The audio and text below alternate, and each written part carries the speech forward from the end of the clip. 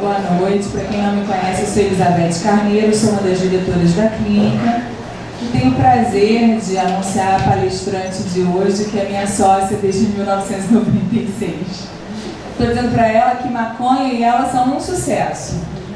Eu não sei o que foi o apelo maior assim, da palestra, se foi a análise ou se foi a maconha. Eu acho que essa combinação está espetacular, né?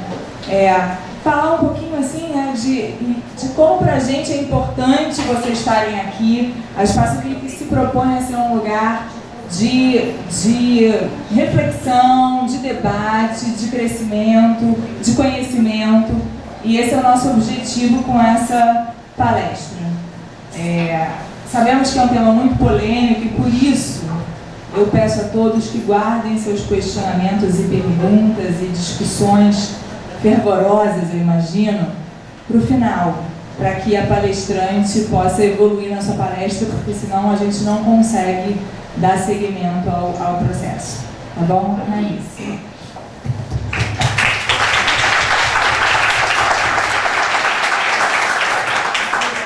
Obrigada. Obrigada por vocês terem vindo também. Eu fico achando que o polêmico do tema que é muito apelativo para todo mundo, né? Eu acho que não é só a polêmica do tema, mas é o tema da hora, né? A gente vê isso acontecer em todos os cantos, está se discutindo legalização da maconha, descriminalização da maconha e por aí vai, né? Então, a gente tem que valorizar isso. Quando a Elizabeth disse que análise e maconha são uma mistura boa, eu pensei se eu deveria fumar maconha. Porque aí a combinação podia ficar boa, né? Eu ia ter sucesso na minha vida fumando maconha. Pode ser uma coisa boa. Mas enfim. A pergunta é se está na hora de legalizar a maconha no Brasil. Como eu estava falando, o assunto está muito em pauta. Acabou de ser lançada uma revista super interessante. Não sei se vocês tiveram a oportunidade de ver essa revista. Viram? Ah lá, já tem na mão aqui. Eu, infelizmente, não tive tempo de ler. Eu gostaria de ter tido tempo de ler. Hoje eu folheei desesperadamente. Oi, Paulo. Hoje eu folheei desesperadamente, mas não consegui ler. Quero fazer uma observação a respeito de quem é a plateia que está aqui assistindo. Eu vejo uma mistura de pessoas que eu acho que mostra a polêmica da questão e, ao mesmo tempo, o quanto que as pessoas estão abertas a ouvir, de se escutar, de comentar as suas percepções. Basicamente, a plateia é o seguinte: profissionais de saúde, eu vejo alguns aqui, vários, estou olhando aqui para o rosto deles, vários. A gente tem parentes de pacientes que têm problemas com maconha, que estão aqui para ouvir isso.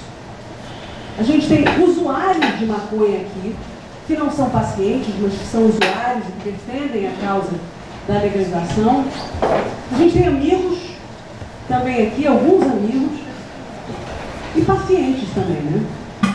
E outras pessoas que lidam com política pública. Por exemplo, a Paula Jones está aqui, que é uma... Eu preciso falar da Paula, que eu admiro muito.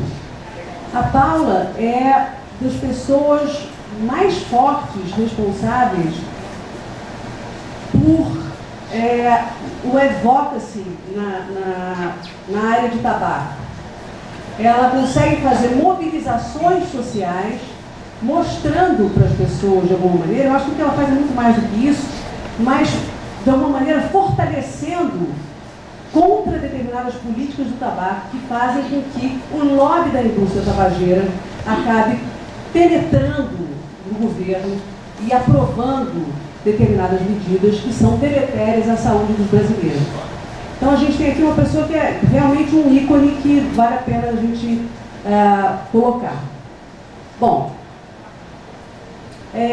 nessa quarta-feira, dia 19, o deputado federal Jean Willis protocolará um projeto de lei que, entre outras importantes mudanças na política de drogas no Brasil, não sei se vocês leram isso, regula a produção e comercialização da maconha e seus derivados.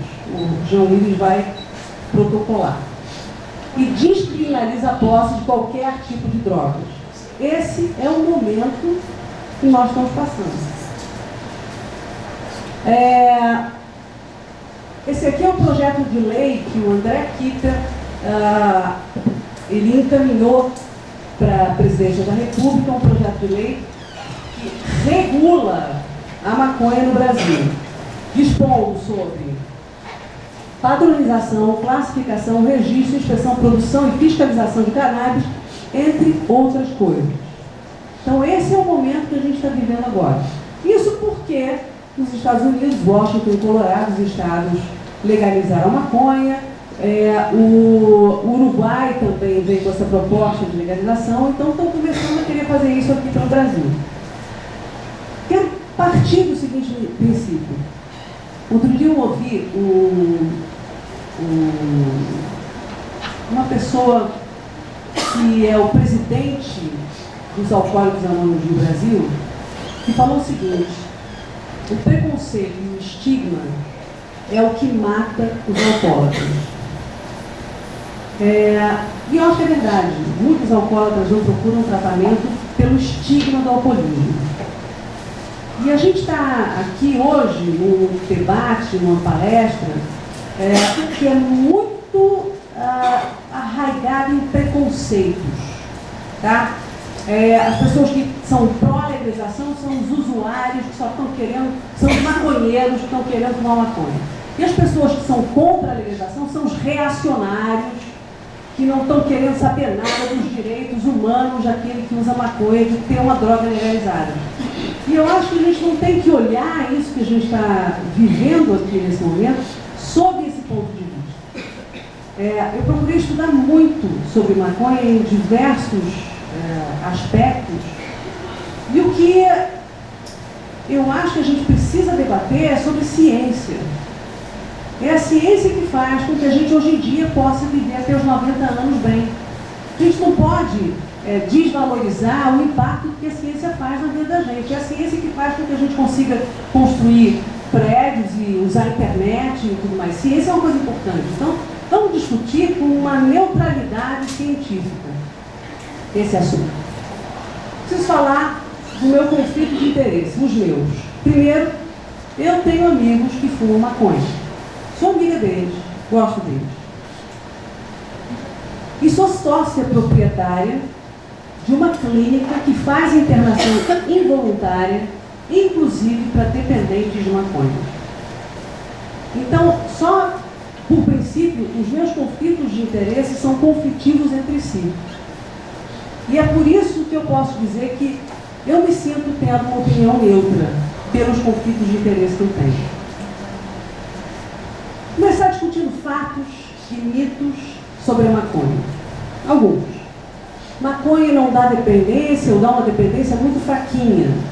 Durante muito tempo, eu não sei se ainda as pessoas acham que maconha não dá dependência.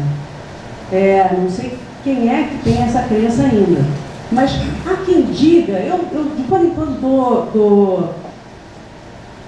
Tem gente que vem do Rio Grande do Sul, gente do céu, olha só! Cláudio, o que você está fazendo aqui? Vestigial. Meu Deus do céu! Obrigada, está nervosa agora. Então, assim, o que eu estava falando? Não dá dependência. Eu também não vi o Cláudio, não vai ser o único da vida do Rio Grande do Sul aqui para então, se dá dependência ou não. Então, algumas pessoas, outro dia eu estava dando uma entrevista para um jornal, e disse assim, mas assim, não tem essa coisa de maconha, não está assim, tanta dependência. Para vocês entenderem, existe um manual diagnóstico estatístico da Associação Psiquiátrica Americana, em que eles propõem diagnósticos novos, ou retiram diagnósticos antigos de acordo com a opinião e a experiência e a ciência de diversos especialistas. E nesta edição, que foi divulgada, eu acho que em outubro de 2013, eles incluíram, que não dá dependência, é mito, incluíram a síndrome de abstinência de maconha. Maconha dá dependência sim e dá síndrome de abstinência. As pessoas ficam mal quando param de usar maconha. Entendam, eu não estou falando, também não vamos ser maniqueístas, que todas as pessoas que usam maconha têm síndrome de abstinência. Eu acho que é importante também a gente partir desse princípio que, ela está falando isso, mas, poxa vida, o meu tio usa maconha até os 90 anos e ele está muito bem, não teve nenhum problema. Como existem pessoas que fumam cigarro até os 100 anos e que não tem nenhum problema. Isso não significa que cientificamente não haja evidência de que cigarro cause câncer, enfisema, outras coisas, enfim.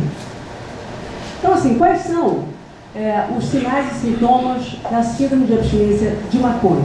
Várias coisas, nervosismo, inquietação, humor depressivo e dor abdominal, tremor, sudorese, febre, calafrios, dor de cabeça. Eu já vi alguns pacientes dependentes de maconha que foram internados aqui totalmente em calafrio. Se alguém aqui conviveu com esses pacientes, tem gente aqui que trabalha na clínica também. Sim, falta de maconha. Então, é uma droga sim e causa dependência sim. Fatos e mitos. Maconha é natural e não faz mal. É um mito. A concentração de THC na maconha cresceu muito ao longo dos anos. Em 1990 tinha 3% de THC na maconha e hoje está chegando a 14% de THC. Isso é um aumento de 400% na concentração de THC da maconha. Isso quando a gente não fala de outras maconhas que são realmente mais turbinadas, como o skunk, por exemplo. A probabilidade de uma pessoa ter dependência de maconha quando ela tem contato com a maconha é maior quanto mais precoce é o uso. Então, assim, um indivíduo de 13 anos que começa a fumar maconha tem um risco de 17,4%. Isso tudo é pesquisa científica, está aqui a referência. Tem um risco de 17,4% de desenvolvimento de dependência de maconha. 14, 15, 16 anos, 17 anos, 18 anos, está por aí. De 18 a 12% de risco de desenvolvimento de dependência se for usado assim precocemente. Quanto mais tardio o início do uso, menor o risco de desenvolvimento de dependência. Até que aqui, aos 22, 26 anos, tem um risco de 3% de se tornar dependente. Detalhe, se o uso começa a ser diário, o risco de desenvolvimento de dependência é de até 40%. Então, não é uma droga que não faça dependência, que não tenha esse risco de dependência, de levar a uma síndrome de abstinência, de ser difícil de você largar, mesmo quando você saiba que está te fazendo mal. Isso aí é um autor, esse Stewart, que ele fez essa brincadeira que eu acho muito legal. Sobre dirigir e usar maconha, né? Dirigir. Se você estiver bebendo e dirigindo, você ultrapassa os sinais vermelhos. Se você estiver fumando umzinho, você para nos sinais verdes. Aí, os maconheiros também viram muito. E o que é que acontece? Porque reduz a atenção, reduz a concentração, reduz a coordenação e tem uma distorção na dimensão de tempo. Então você fica lá parado, doidão. Se você estiver usando os dois, você está ferrado. Bom, uma pesquisa que foi feita com pilotos de avião. Pegaram 7 pilotos de avião, colocaram no simulador. Pilotos bons, colocaram no simulador, eles fumaram maconha antes de entrar no simulador. Se mediu a habilidade para voar nesse simulador. Houve prejuízo na habilidade de voar por até 24 horas após o uso. Por até 24 horas após o uso. Tem um detalhe. 6 dos 7 não sabiam que estavam prejudicados. Então, uma coisa interessante que a maconha tem é que a pessoa se prejudica sem se dar conta de que está se prejudicando. Isso aqui é uma pesquisa também muito interessante, feita em 2008 por um cara chamado Ferguson. Esse cara, ele teve no congresso da nossa Associação Brasileira de Estudos de Álcool e Outras Drogas, da BEAD, no ano passado, em setembro. que eu presidi por acaso. Ferguson fez um estudo longitudinal acompanhando indivíduos desde a adolescência até a idade adulta, vendo quais eram as consequências do uso de maconha nessas pessoas, quem largava, quem não largava. É um estudo que a gente chama de estudo naturalístico, né? Que você faz um acompanhamento ano a ano para ver como é que essas pessoas estão. Tem até jornalista aqui, para você ver como é que essas pessoas estão. O que a gente encontrou? Isso aqui está querendo ver quais são os resultados dessas pessoas, de usuários de maconha, que começaram a usar dos 14 aos 21 anos, como é que eles vão estar dos 21 aos 25 de satisfação e capacidade de realização na vida deles. Interessante. Quantos por cento das pessoas tinham diploma universitário aos 25 anos? Os que nunca tinham fumado maconha, vamos colocar que tinham o número 1. 100% deles, ou 90%, mas 1. É para a gente ver quantas vezes mais ou menos as pessoas que usam maconha têm capacidade de chegar a ter um diploma aos 25 anos. 0,24. Quanto mais maconha se fuma, menor a chance de você chegar a ter um diploma universitário. 1/4 daquelas pessoas que fumam maconha conseguiram chegar, fumaram dos 14 aos 21, conseguiram chegar a ter um diploma universitário aos 25.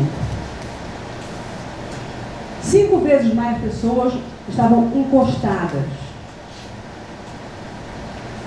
3,28 vezes mais pessoas estavam desempregadas. Quanto maior o uso, mais isso acontece. Mas mais interessante que isso, o índice ajustado de satisfação de vida era menor entre os que nunca estavam fumando maconha do que os que estavam fumando. Isso é, você está fudido, mas está feliz. Mais feliz que o resto. É uma coisa incrível, né? É ótimo. Maconha pode levar a psicoses diversas, depressão, transtornos mentais, transtornos ansiosos, síndrome amotivacional, uma coisa que isso tem muito, a gente vê, quem trabalha com dependência de drogas aqui conhece muito de perto isso. São aquelas pessoas, aqueles adolescentes que ficam em casa, não querem fazer nada, mãe diz, meu filho, vai para a escola, vai estudar, estou bem, mãe, está tudo bem. E fica na escola, não faz absolutamente nada e simplesmente não tem motivação para fazer nada. Despersonalização é outro tipo de alteração. Isso aqui é só para vocês verem, são vários tipos de transtorno mental. Isso aqui é um inquérito epidemiológico feito nos Estados Unidos. A gente tem que usar, isso é uma coisa boa que está acontecendo, a gente acaba tendo que usar pesquisas epidemiológicas feitas nos Estados Unidos, porque lá eles fazem pesquisas muito boas. Então eles pegam a população geral e ligam uma coisa a outra. Então assim, vê quantos deles têm problemas mentais e quantos dos que têm problemas mentais são usuários de maconha. Então assim, os verdinhos são os usuários de maconha, os vermelhinhos são a população geral. O que isso aqui está mostrando é que o uso de maconha aumenta muitíssimo a probabilidade de qualquer um desses transtornos mentais. Doenças físicas, doenças pulmonares obstrutivas crônicas, como por exemplo enfisema, bronquite, câncer do trato respiratório, laringe, faringe, pulmão, isso tem alguma evidência, mas é conflitante. Mas enfisema, bronquite, essas coisas, tem muito. Para vocês entenderem, eu tenho uma paciente que teve o meu consultório e parou de fumar, porque estava num quadro muito inicial de enfisema. Daí, há um tempo, ela voltou e disse assim, Analice, meu enfisema piorou muito. Eu não estou conseguindo cantar, eu não estou conseguindo. O que está acontecendo? Eu disse, escuta, você já fumou maconha, você está fumando mais maconha? Estou.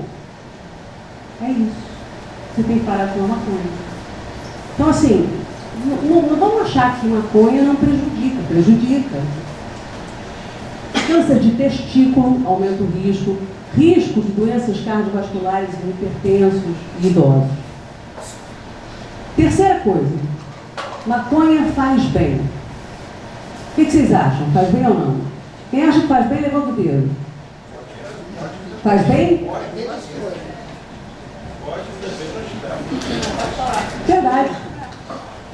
Maconha faz bem. Esse aqui é um cientista chamado Rafael Mechoulam, que mostrou que os receptores canabinoides, eles são os mais prevalentes no cérebro, dos receptores que mais tem. E ele coloca, isso deve ser verdade, a gente tem receptor canabinoide em tantos lugares no cérebro. Traz mais cadeira, Denise. A gente tem receptores canabinoides em tantos lugares no cérebro que ele parece ter um sistema central, ter um papel central na nossa neurotransmissão e nos nossos comportamentos, tanto no sistema periférico quanto no sistema nervoso central.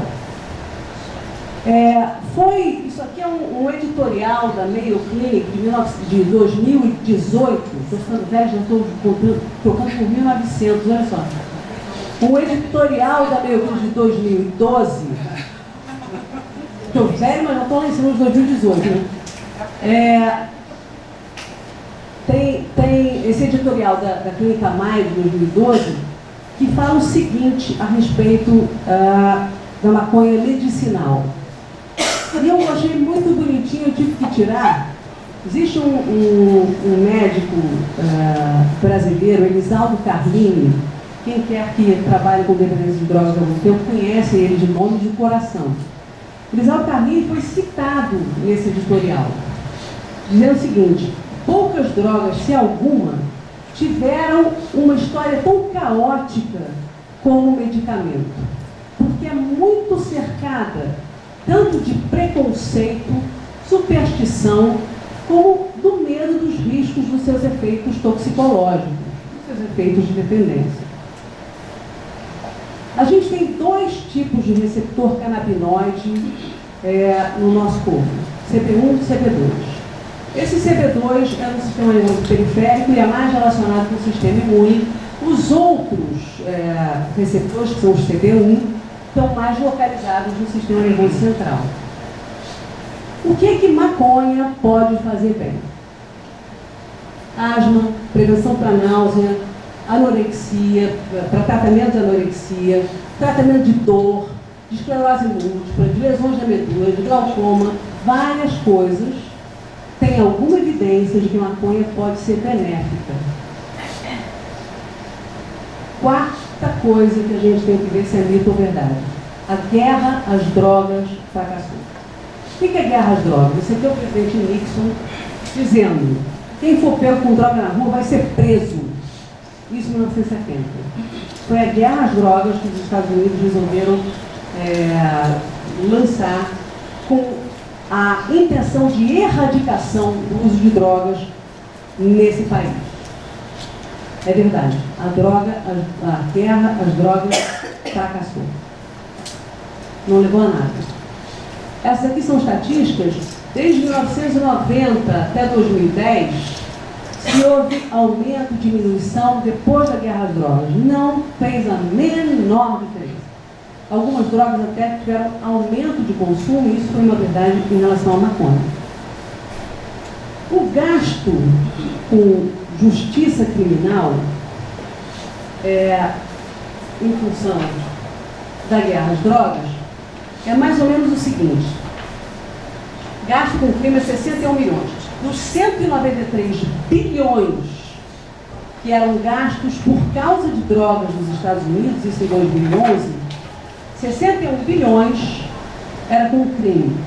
Se você juntar isso, esses gastos, você juntar a isso a perda de produtividade pelo pessoal estar preso e homicídio, esses gastos aumentam para 113 bilhões dos 193 bilhões. Em outras palavras, a guerra às drogas não diminuiu o uso das drogas e aumentou o gasto com a justiça criminal. Olha o problema de controlar o tráfico de drogas. É o seguinte: na verdade, a gente tem tantos usuários quanto produtores, quanto contrabandistas. O que tem de varejista? Gente que da Zona Sul, falando aqui do Rio de Janeiro, gente da Zona Sul que vai lá, pega maconha, dá para os amigos, faz não sei o quê. Tem muitos intermediários nessa cadeia que faz ser muito difícil você acabar com esse comércio e esse tráfico. Então, ok, a guerra às drogas fracassou, não conseguiu controlar o uso de drogas, seus esforços geraram sofrimento desnecessário, um aprisionamento excessivo e um narcotráfico perigoso. Políticas calcadas na coação violam direitos civis e enchem as prisões. Novas políticas são necessárias. Ok. E agora vem. Será que o negócio é legalizar? Vamos pensar. E aí começa o debate, que é onde a gente está, sobre os diferentes níveis da sua legalização. E aí, meu amigo, todo mundo acha alguma coisa. Porque eu acho isso, por isso que a Elizabeth falou, você, por favor, não fale enquanto eu não terminar, porque senão o negócio aqui vai ser uma loucura. Então, assim, todo mundo acha alguma coisa. E vira, na verdade, uma verdadeira guerra santa. Sim, de um bando de ideologias que de neutralidade científica não tem nada. Tem uma frase de um autor chamado Paul Carter, que diz o seguinte: em tempos de guerra, a primeira vítima é a verdade. Então, a proposta aqui não é que a gente faça uma guerra, mas que a gente procure a verdade. Isso aqui são dados, isso aqui é mais um teste oftalmológico, né? Não sei se vocês perceberam ainda. Não é legal? Quem consegue ler isso aqui? Alguém consegue? Sério mesmo, quem consegue ler? Isso aqui, isso aqui. Alguém consegue? Você consegue? Deve fazer? Quem aí atrás, alguém consegue? Você consegue? Foi aprovadíssimo na prova. Sem óculos, né? Olha só. Cuidado com esse menino que vê longe, hein? Então, o que a gente tem aqui de dados? Não precisa ler, não, eu li para você. Isso é uma espécie de loucura. Então, assim, o que eu quero mostrar para vocês aqui? Nessa coluna aqui tem pessoas que usaram maconha uma ou mais vezes. Em 1991, nos Estados Unidos, um inquérito da população geral, e vai seguindo até 2011. O que eu quero mostrar para vocês? Em 2001, 14,7% da população usou maconha uma ou mais vezes. Em 2011, 23,1%. Aumentou. Ok. O que é política das drogas? É quando a gente pega e diz assim, como é que a gente vai fazer uma política de drogas? É uma coisa complexa, não é simples. Absolutamente não é simples. Tem assim, prevenção do uso de drogas, prevenção nas escolas, prevenção em campanhas de mídia, tem tratamento, como é que você vai oferecer tratamento, quanto de oferta de tratamento a gente vai oferecer para as pessoas que têm problemas com drogas, como é que você faz o controle da oferta, o controle nas fronteiras com a Polícia Federal, será que a gente está fazendo de maneira eficaz, quanto de cocaína está entrando? E tem uma outra parte que são as sanções criminais. Se você aumenta as sanções criminais por tráfico ou uso, se você reduz as sanções criminais por tráfico ou uso. E é aqui que a gente está. Essa é a nossa questão. Então, eu acho que é importante a gente deixar bem claro quais são os diferentes níveis de liberação da maconha. Um nível de liberação é proibição. Guerra às drogas, não existe isso. O outro é o uso médico da maconha, é um nível de liberação. Descriminalização é um outro nível, isso vocês têm que ter claro. Descriminalização é o seguinte, uma pessoa está lá com posse de maconha, você olha para ela e ela não vai para a prisão se ela tem um posse de maconha que não caracteriza que ela seja uma traficante de maconha. Tá? É uma espécie de despenalização, a pessoa não tem a pena criminal. Outro tipo é a despenalização. Além de não ser crime, a pessoa não tem nenhuma pena, ou tem cada vez menos penas. Então, retira a pena criminal e ela pode ter a pena de ser obrigada a fazer tratamento se ela está na rua com posse de drogas. E por aí vai. Assim, entre outras penas possíveis, multa e tudo mais. Legalização permite a posse, a produção, a venda, mas o governo cobra impostos. Tem um outro tipo de política também, que na verdade é a política que tem na Holanda. A Holanda não legalizou a maconha. A Holanda tem uma política de tolerância. Existe um problema que acontece em todos os mundos, que eles assinaram um tratado, eu vou falar um pouco sobre esse tratado, de política de drogas internacional, em que eles assinaram que seria proibido vender maconha legalmente nos países. E isso atrapalha um pouco como é que vai ser a política desses países, né? Então, na Holanda, tem uma legalização de fato, mas não tem uma legalização de direito. Eles fingem que não estão vendo. E todos os países fingem que não estão vendo que é isso que está acontecendo. Na verdade, eles legalizam, mas não é esse o nome que se dá lá. Fala um pouco sobre descriminalização. O verdadeiro medo que as pessoas têm de descriminalizar vocês sabem qual é o verdadeiro medo? Sabe? Aumentar o consumo. Esse é o medo. Se deixar de ser crime, será que vai aumentar o consumo? É isso mesmo. Quais são os custos da criminalização? O dinheiro empregado na criminalidade, o aprisionamento excessivo, o sofrimento dos indivíduos aprisionados, o contato desses indivíduos com o crime e o estigma social desses indivíduos. Eu fui preso, uma pessoa que,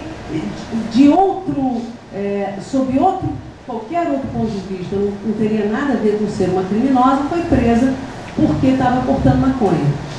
Mas os custos da descriminalização seriam o aumento do consumo, pela diminuição da percepção de risco à saúde e o aumento dos danos à saúde. Se você tem aumento de consumo, você tem aumento dos danos à saúde. Que a maconha a gente já viu que tem danos à saúde.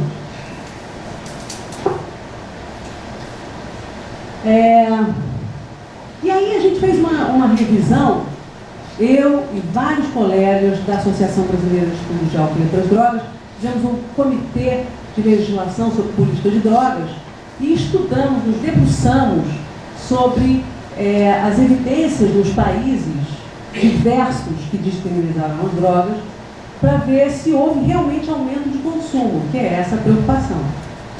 Nos Estados Unidos, não há uma evidência inequívoca de aumento de consumo com a descriminalização. Não dá para ter certeza que aumentou o consumo lá. Mas por quê? E esse é o problema que a gente tem até hoje. E essa é a verdade que faz a polêmica. Não sei se é fácil de explicar para vocês, mas é que assim, quando você faz um estudo, você faz o que a gente chama de um corte transversal.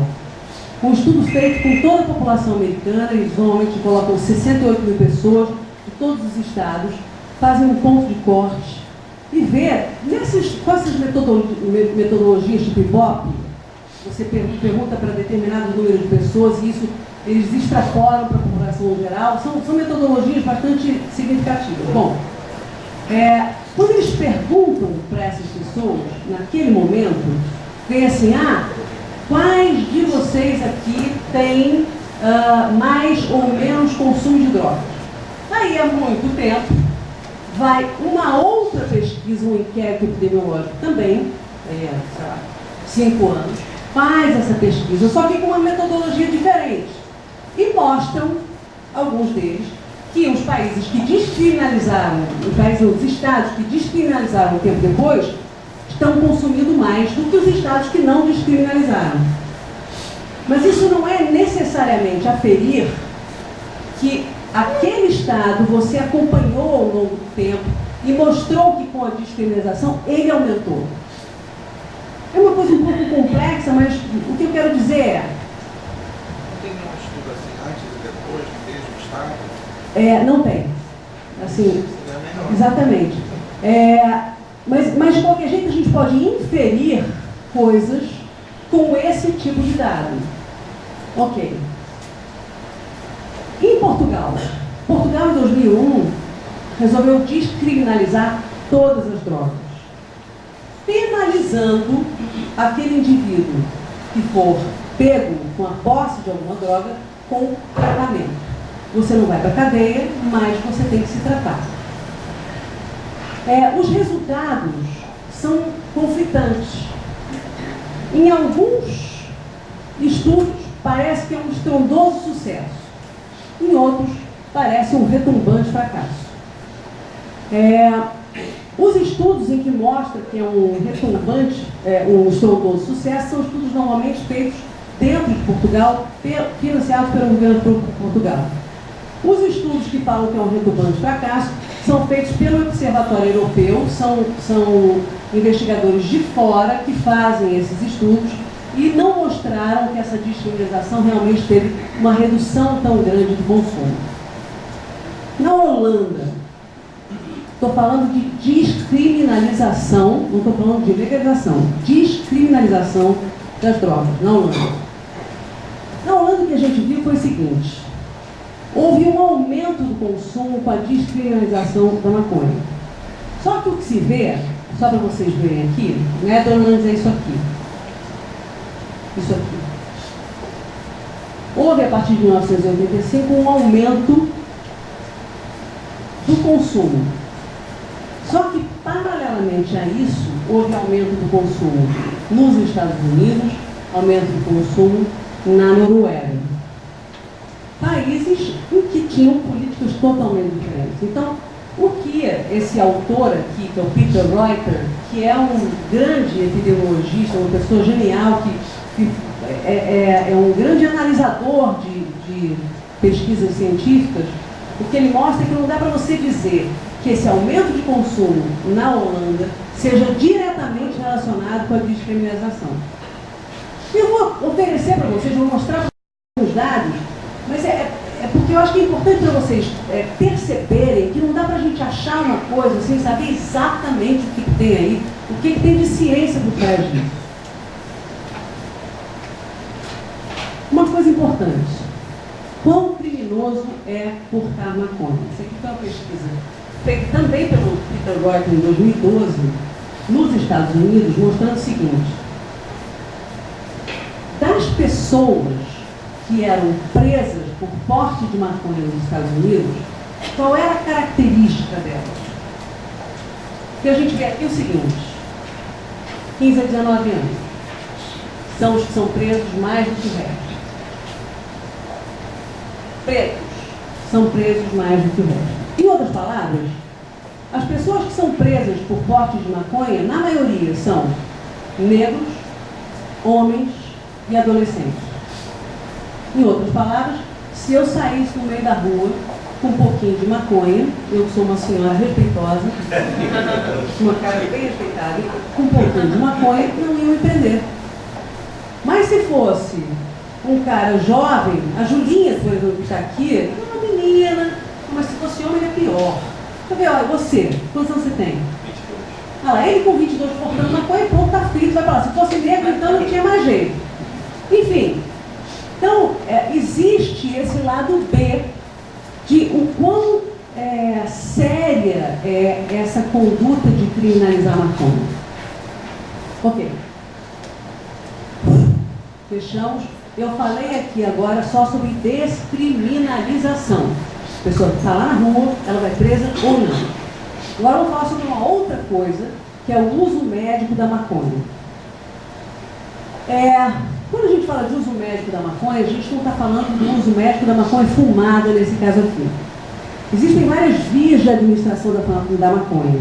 Existe a maconha fumada, existe a maconha em óleo e em spray, que são os canabinoides sintéticos. Nesse caso, não dá prazer e não tem o ritual de compartilhamento. Quais são os canabinoides sintéticos que estão sendo comercializados por aí? tem o Marinol, que é para náusea relacionada a câncer, esclerose múltipla, tem o Cesamet, para náusea também, Canador, está sendo investigado na Europa, e o Sativex. Sativex, ele já é comercializado em vários lugares, Reino Unido, Espanha, Nova Zelândia, Canadá, para espasticidade na esclerose múltipla. Está sendo difícil entrar com essas pesquisas com canabinoides sintéticos aqui no Brasil, mas há evidência de que eles possam efetivamente ajudar em uma série de doenças. Agora vamos ver o uso médico da maconha fumada. Isso é uma coisa totalmente diferente. O uso médico de canabinoides sintéticos é uma coisa, outra é o uso médico de maconha fumada.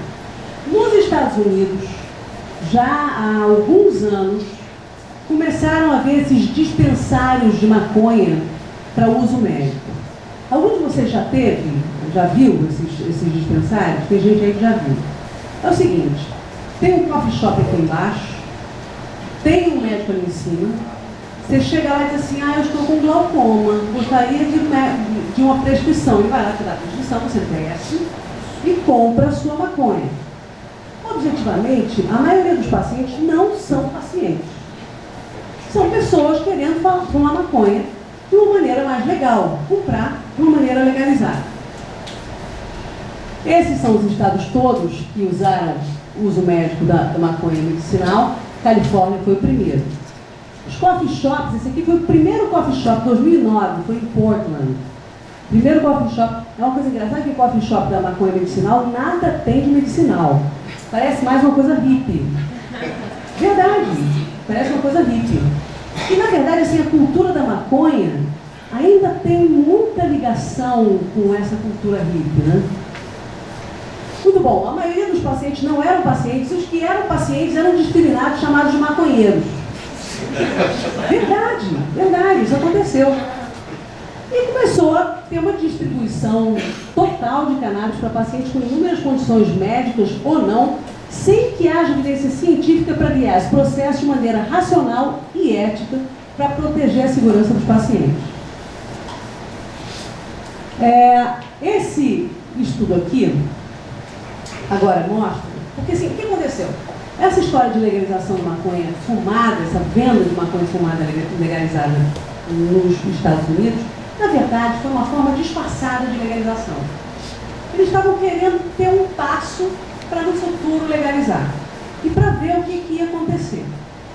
E aí tiveram os estudos mostrando quais foram as consequências no consumo da população do uso médico da maconha fumada. Esse estudo foi feito o seguinte, pegaram duas ondas de pesquisa epidemiológica, uma que foi a CENESAR, que foi feita, já não me lembro mais, eu acho que em 2008, e a segunda onda em 2011, 2012, eu não sei, essa National Survey on Drug Abuse and Health. O número de pacientes que foram entrevistados foram de 68 mil no primeiro, 34 mil no segundo. O que eu quero falar desse número de pacientes? Isso é uma amostra representativa da população nacional. É uma amostra que consegue mostrar exatamente o que está acontecendo, o que estava acontecendo em 2008, 2007, não sei, e no final da segunda onda de inquérito epidemiológico. Aqui é 2004, 2011. O que a gente viu em 2004? Os estados que não tinham maconha medicinal tinham uma prevalência de 1,27% das pessoas usando maconha medicinal. Os estados que usavam maconha medicinal, 2,61%. Isso é, houve um aumento. Os estados que usavam maconha medicinal, que tinham maconha medicinal, tinham mais ou menos 2 vezes mais consumo de maconha do que os estados que não tinham maconha medicinal. Em 2011, vocês vão reparar aqui que aumentou de 3,57 para 9,77. Parece que a quantidade de pessoas usando maconha era maior em 2011. Isso não é verdade. É porque o primeiro inquérito era um entrevistador que perguntava se a pessoa fumava maconha. Então deu que a prevalência era menor. No segundo inquérito, era uma pesquisa que as pessoas preenchiam. Então as pessoas falavam com mais facilidade que elas usavam maconha. Mas de qualquer maneira, o que a gente vê é que também os estados com maconha medicinal tinham um uso maior de maconha do que os estados que não tinham maconha medicinal. Resumo, parece que você vender legalmente maconha aumenta o consumo naqueles estados. Uma outra coisa interessante é uma outra pesquisa feita em 2011, vendo a percepção de risco pela maconha no último mês em crianças de 12 a 17 anos. Tá? O que essa pesquisa aqui mostra é que nos estados com maconha medicinal, as crianças percebem que maconha é menos arriscada do que nos estados sem maconha medicinal. Por quê? Claro, estão dizendo lá que maconha é bom, as crianças já acham que é bom, então a probabilidade de elas começarem a fumar é maior. Por que eu estou dizendo isso? Os Estados Unidos tem essa coisa legal, tem um segmento que eles fazem dentro da população, que eles chamam de monitoring the future, monitorando o futuro. Então eles viram o seguinte, isso aqui em 1990, a partir de 1990, esse aqui é o percentual de pessoas que vê um grande risco em usar maconha. De 1990 até 2010, houve um decréscimo. Menos pessoas acham arriscado fumar maconha. Tá? Paralelamente, mais pessoas usam maconha. Então, a redução da percepção de risco é diretamente relacionada ao aumento do consumo da maconha. Então, assim, vamos ficar de olho, né? Parece que essa história de maconha medicinal pode levar ao aumento de consumo. Só uma palavra aqui. De criminalização ou a saúde? A saúde? Não. Isso é o seguinte. É isso.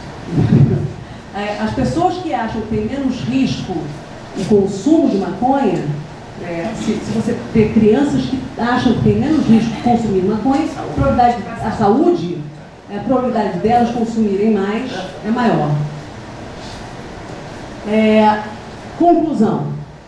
Há sem dúvida um papel do sistema canabinoide na regulação de várias facetas da memória, dor, emoções, apetite, atividade motora, várias. E atividade reprodutora. Tem. O sistema endocannabinoide tem uma ação muito boa.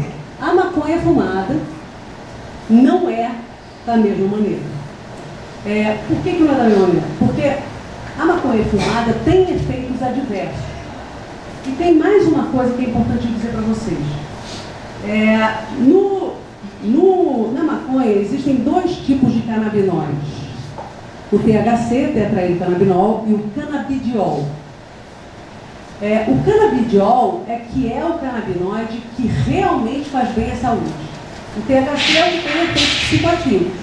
Então, assim, o THC é o que o neguinho que fuma, o pessoal que gosta de maconha recreativa está procurando THC. Canabidiol é o que faz realmente bem. Os canabinoides sintéticos, esses que são spray e tal, tem uma concentração muito maior de canabidiol do que na maconha fumada. Então, não tem sentido você legalizar a maconha medicinal. E é necessário um processo de aprovação da cannabis pelos órgãos públicos de controle de medicamentos. Como é que você vai chegar? Para eu comercializar uma medicação aqui no Brasil, ele tem que passar por Food and Drug Administration, provar várias pesquisas, ver se ele é realmente bom, se faz mal. De repente você pega da maconha para ser vendido sem ter nenhuma espécie de pesquisa que mostrou que aquilo era mais bom do que ruim. Ok. Para que serviu essa história de vender maconha medicinal, então? Só para uma coisa. Essas três convenções, esses três tratados internacionais, impediram os Estados Unidos de legalizar a maconha. E dizer que estavam legalizando a maconha medicinal era uma forma disfarçada de conseguir legalizar. Então, A gente vai ou não vai legalizar a maconha? Quais são os benefícios de legalizar a maconha? Agora, falei sobre despenalização, sobre despenalização, falei sobre legalização de maconha medicinal. Legalizar a maconha é bom, não é? Tem argumentos pró e argumentos contra. É bom porque aumenta a arrecadação de impostos, porque afinal de contas os impostos não estão por traficantes agora. Redução da criminalidade e redução dos custos com o sistema criminal. Então, as coisas boas. As coisas ruins são, como a gente sabe, o aumento do consumo e o aumento dos danos relacionados ao consumo. Tem 2 estados nos Estados Unidos que já legalizaram, Washington e Colorado. Aqui, especificamente, Washington, ele regula a produção e venda de quantidades limitadas de maconha. O que a gente vai ver a partir de agora com os Estados Unidos? Os Estados Unidos, na verdade, são o país que mais produz pesquisa de qualidade. Nem todas as pesquisas que eles conseguem divulgar e publicar são pesquisas de altíssima qualidade, mas eles fazem pesquisa.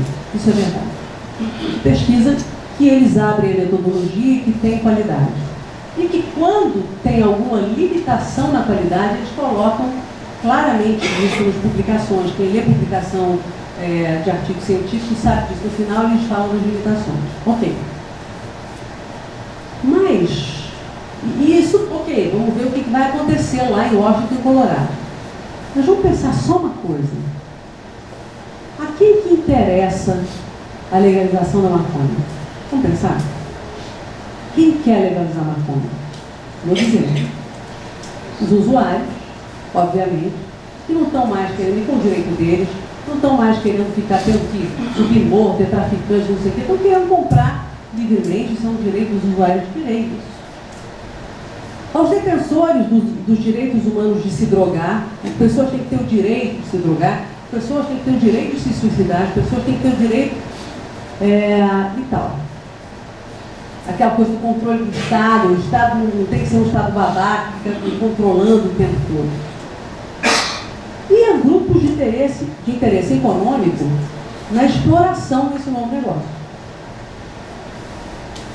Também interessa a eles. Esse aqui, Ethan Medelman, ele é, na verdade, o maior militante, um dos maiores militantes pela legalização da maconha nos Estados Unidos.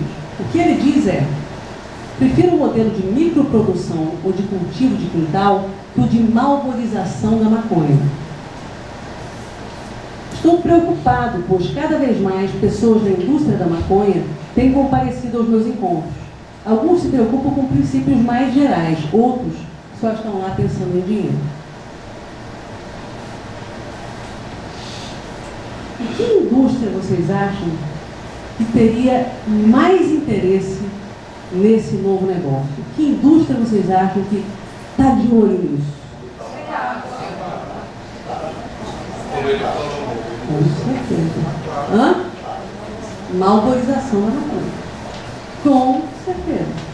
Uma indústria que perdeu 50% do seu mercado. Temos que ficar de olho. Na verdade, a indústria do tabaco me dá um treco assim, porque eu trabalho com tabagismo e cadê Paula? Oi, amor. Paula está aqui para ver isso. Assim, o que a indústria do tabaco é capaz de fazer para continuar vendendo cigarro, vocês não fazem ideia. O que eles gastam de dinheiro para fazer lobby dentro do governo, o que eles já conseguem para burlar todas as leis, conseguem até hoje, para burlar todas as leis impedindo promoção, impedindo propaganda. Eles fazem o diabo, eles têm um know-how maravilhoso para burlar a lei. Se isso ficar na indústria do tabaco, eles são os maiores inimigos da saúde pública. E a gente vai estar entregando isso na mão deles. Ok, o projeto lá que o André Kipper colocou, um projeto de lei, para ver se seria aprovado. Artigo 9º desse projeto. A cannabis, derivados e produtos da cannabis poderão ser industrializados, observadas as disposições dessa lei. O uso e a propaganda de cannabis, derivados e produtos de cannabis, estão sujeitos às restrições e condições estabelecidas por essa lei. As restrições e condições são as restrições e condições que já tem para a indústria do tabaco, é exatamente isso. Então, assim, você pode fazer propaganda nos seus postos de venda e tudo mais. Eles estão querendo transformar a maconha num tabaco. Com todas as leis de restrição de venda para o tabaco.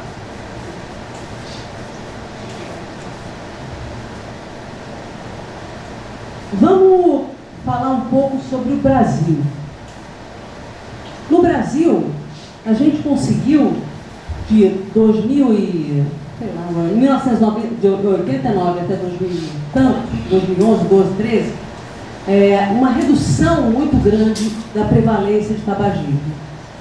A gente cortou pela metade. A gente conseguiu cortar pela metade a prevalência do tabagismo. Como? Denormalizando o consumo de tabaco.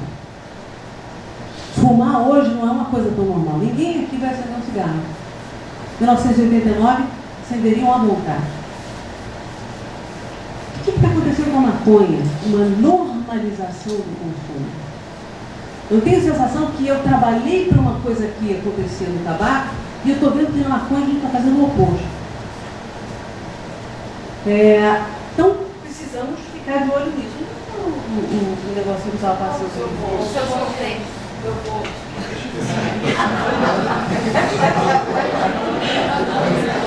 Desculpa, uma coisa faz boa não. Vocês estão vendo aqui na frente? Não estou brincando. Ok. No Brasil, quais são os gastos com tratamento? Porque muita gente fuma, correto? Quanto a gente gasta com tratamento?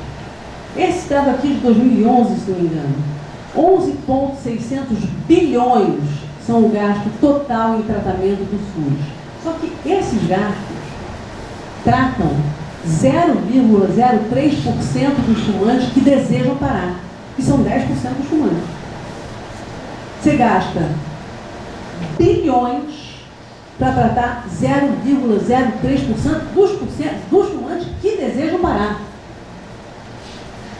Se a gente começar a ter um aumento de consumo da maconha no Brasil, os gastos que a gente vai ter com o tratamento são astronômicos.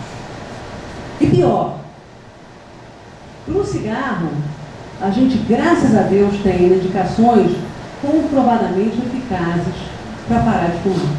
Maconha, infelizmente, não tem.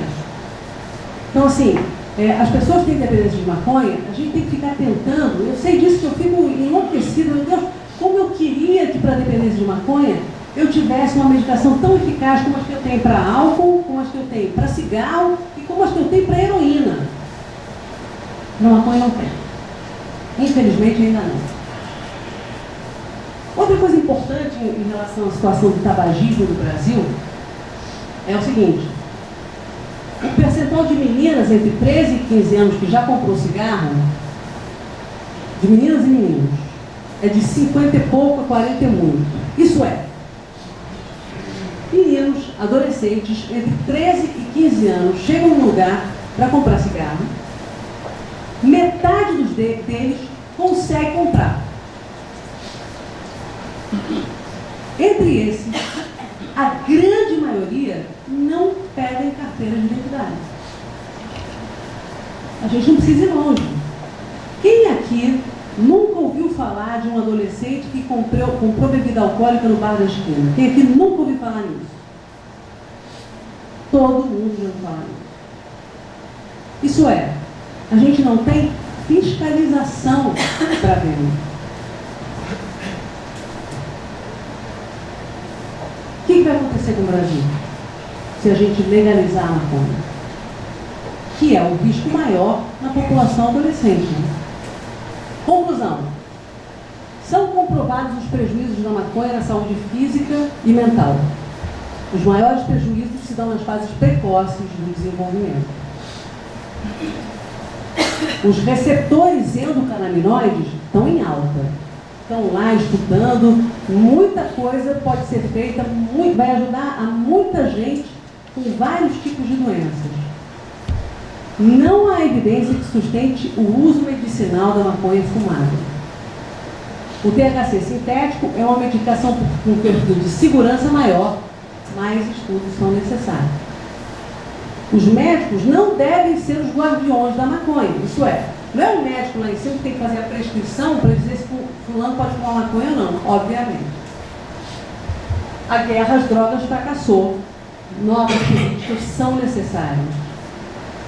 São tantas as políticas para as drogas que conclui-se que não há uma solução mágica que salve todos os problemas de todas as drogas em todas as sociedades. Políticas de controle de drogas devem ser julgadas não somente pelos seus efeitos desejados, mas também pelas suas consequências indesejáveis.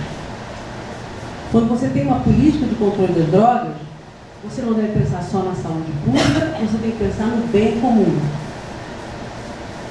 Tem que fazer bem para a sociedade. São duas coisas que nós temos que pensar. A prisão de inúmeras pessoas não redunda na redução de uso. Para isso, as leis funcionam suficientemente. O debate sobre a política de drogas é dominado em muitos países por falsas dicotomias que podem confundir os legisladores sobre as opções e impactos das políticas. É verdade isso. Todos os estudos sobre formas de liberação são feitos em formas de liberação de maconha são feitos em países desenvolvidos e, na maioria, pequenos. O que eu estou querendo falar com isso? A gente não pode comparar o Brasil com a Holanda, Washington, Colorado e Uruguai. A gente tem que ter cuidado com isso. A qualidade metodológica dos estudos que já tem é ruim. No Brasil, não há controle sobre a venda de cigarros ou bebidas alcoólicas para adolescentes, redundando num aumento do consumo nessas faixas etárias. E aumentou mesmo, assim, festa de crianças de 15 anos, isso não acontece fora do Brasil, não. Festa de crianças de 15 anos que não tem álcool, que não tem bebida alcoólica, é uma vergonha, assim. O menino pede assim, eu não vou fazer porque eu não vou pagar esse mico com os meus colegas. Acontece isso mesmo. Olha só, já tem uma pessoa ali pensando lá, a situação grave que você viveu. Não foi isso? Aquela situação? Entendi tudo. Para terminar, para deixar claro, no Brasil, venda de medicinal de maconha fumada, nunca. Venda medicinal de THC sintético, mas isso, THC não, de canabinoides sintéticos. Despenalização total da posse? Não. Despenalização total é o seguinte, você não tem pena nenhuma, você está possuindo, não importa a quantidade, não importa nada, então não acontece nada com você. Descriminalização, na verdade, já existe. Mas será que deve ser ampliada? Será que a gente não deve liberar o cultivo de maconha dentro de casa? Será que a gente tem que regular? A coisa da liberação do cultivo tem uma complicação. Como é que você vai regular a quantidade, a concentração de THC? Por exemplo, no estado de Colorado, você pode plantar até 6 plantas de maconha em casa. Uma planta de maconha pode ser uma coisa aqui, pode ser uma coisa aqui. Na minha casa, eu vou fotografar para vocês. Eu tenho uma árvore da felicidade, que é uma coisa linda. E tem uma outra, que eu já falei, cara, sabe disso, tem uma outra que é desse tamanho. Então, assim, o que seria uma planta de maconha? Como é que você vai regular? Como é que você vai saber? No Brasil, você sabe como é que na Suíça você sabe se as pessoas estão plantando maconha ou não dentro de casa? Você sabe? Pela conta de luz. Deixa eu ver. O controle social que tem lá é imenso. Como é que você vai saber quantas pessoas estão plantando maconha dentro de casa. Então, assim, a gente tem que olhar todos esses pontos. Por exemplo, porte de drogas para uso entre amigos. A gente tem que regular a quantidade de maconha que a pessoa pode portar para dizer para ela se ela... para que se possa julgar se ele é um traficante ou não, porque hoje em dia fica na base do policial. O policial pega, julga que esse cara é traficante. Se o cara é negro, homem, adolescente, pronto, ele é traficante. Se é uma senhora como eu, não é. Enfim, legalização, não. No Brasil, não. É claramente essa a minha posição e a posição de qualquer profissional de saúde. Mas, o que a gente tem que ver, os Estados Unidos estão fazendo um estudo naturalístico nesse momento. Eles estão fazendo um estudo naturalístico com a população. Vamos ver o que é que vai acontecer com a legalização da maconha em Washington e Colorado. E aí sim, antes, durante, depois, para ver se tem aumento de consumo. E a partir daí, tudo bem, a gente pode ver o que faz, mas o Brasil tem que fazer o seu dever de casa. A gente não faz dever de casa para álcool e tabaco. Abrir para maconha nesse momento vai ser caótico.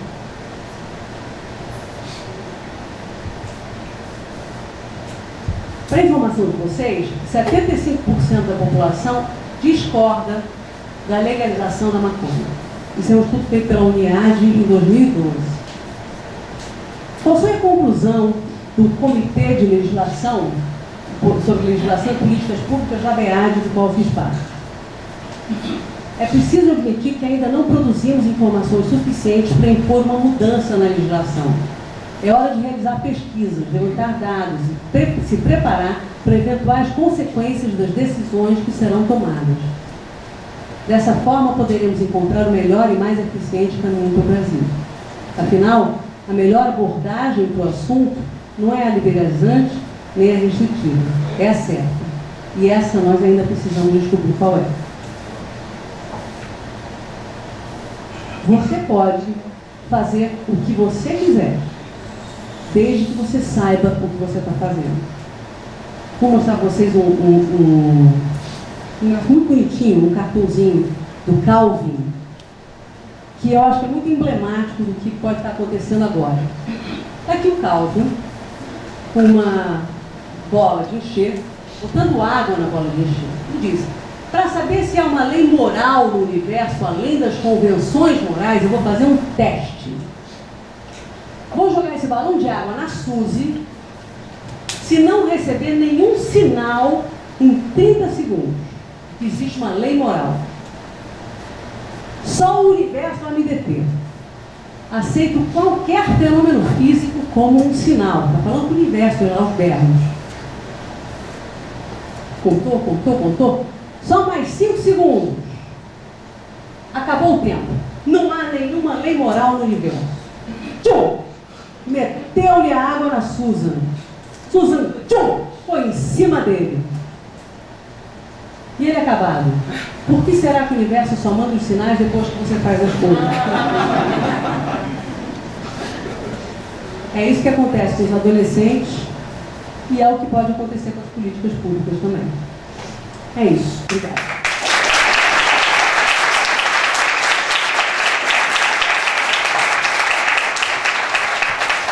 Agora estamos abertos para perguntas. Alguém quer falar alguma coisa? Eu queria fazer uma pergunta. Não ocorre Você quer? Deixa eu ver se tem um...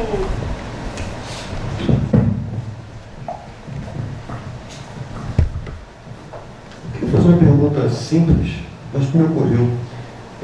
Quando a gente fala de estatística, que há um aumento do uso da maconha na liberalização, será que não é porque você consegue aferir? Porque, no caso, se não é permitido, legalizado, você tem um número de pessoas utilizando e você não sabe. Então, a pergunta é, como é que se afere isso? Não sei se você está entendendo. Então, o que me passa é que sempre que liberalizar, vai sempre aumentar o consumo, porque você vai conseguir aferir mais, entendeu? Era isso mais ou menos que eu queria falar. Obrigado. O que eu posso dizer é o seguinte, existe esse viés, sim, das pessoas esconderem que usam maconha. O que aconteceu naquela pesquisa que mostrou, quando é um entrevistador que pergunta, o indivíduo não fala. Mas se é uma pergunta auto-preenchida que dá à pessoa a segurança de que ninguém vai ler, que vai ficar guardado, a tendência é ser mais verdadeiro de fato. Então, esse viés, ele é, de alguma maneira, anulado com essa metodologia de pesquisa de auto-preenchimento. Entendeu? Que não é aberto, que é tudo legal. Por isso que não sei se você se lembra daquela pesquisa que eu mostrei, que em 2004 era uma coisa, em 2011 era outra? É por isso, porque a metodologia é pesquisa de auto-preenchimento. Mas nessa pesquisa você mostrou que uma era o dobro da outra, e na outra era só 30% só. Exatamente. Porque você comparou duas coisas totalmente. Exatamente. Esse é o problema das pesquisas que são feitas muitas vezes nos Estados Unidos, que são com metodologias diferentes. Você não pode comparar uma pesquisa com a outra e dizer que por isso houve um aumento. Mas, verdadeiramente, nessa última pesquisa, os estados com venda medicinal têm maior prevalência de uso de maconha que os estados sem venda medicinal.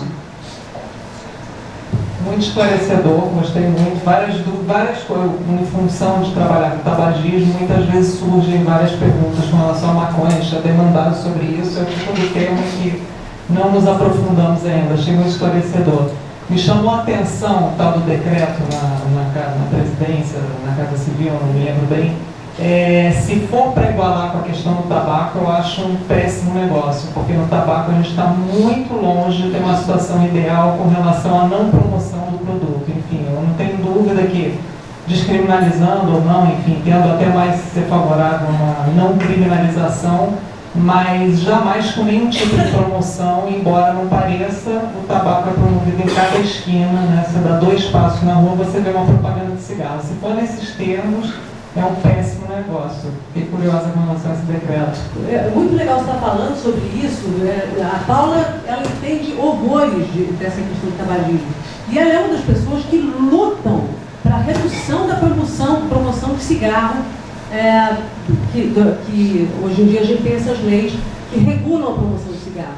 Que você vê promoção de cigarro, só pode ser nos postos de venda. Está lá, na banca de jornais, está lá logo ali naquele bar, no outro. Então você tem promoção em tudo quanto é canto, né? É isso. Vai ser caótico, assim, eu vou dizer, nos Estados Unidos, a grande preocupação deles é como é que eles vão controlar para isso não ficar na dúvida, na mão dos industriais. Aqui, essa lei já está querendo montar como sendo igual ao tabaco. Isso é um horror. Veja bem, Ana, você falou das dimensões grandiosas do Brasil. Aí fica se pensando, baseado nessa revista, como é que ficam as pessoas que necessitam, precisam mesmo? Elas têm necessidade, elas usam e são pessoas com doenças crônicas e necessitam da maconha, melhor do que qualquer outro remédio. Vou dizer, eu acho a pergunta excelente. Eu sabia que havia muita pergunta boa aí. Como eu disse para você, a maconha que nós consumimos aqui tem muito mais THC que canabidiol. Essa maconha fumada não tem uma eficácia terapêutica tão boa. Muitos e muitos anos atrás se falava, muitas décadas atrás, se falava da eficácia terapêutica da maconha. Naquela época, o percentual de canabidiol era muito maior do que o de THC na maconha, que era comercializada, que era vendida, né? Através de... Hoje em dia não. Tem muito mais THC, eu já mostrei para vocês como cresceu. Então, assim, as pessoas que precisam de maconha, elas devem procurar maconha sintética, Sativex, etc., que ainda não foi aprovado aqui no Brasil e que deve ser estudado. Obrigada por vocês terem estado aqui, obrigada aos amigos, obrigada aos colegas que estão aqui, obrigada a todo mundo que eu estou revendo. Foi uma honra imensa estar aqui com vocês. Muito obrigada.